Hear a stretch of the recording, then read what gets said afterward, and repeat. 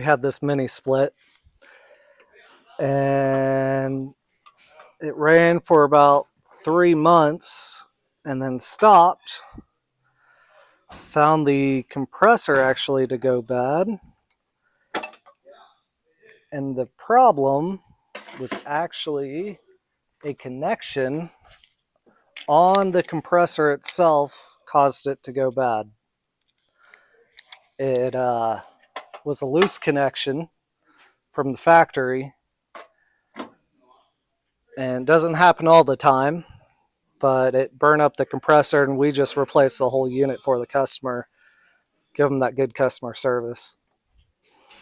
And I am finally replacing the compressor so we can warranty it out and get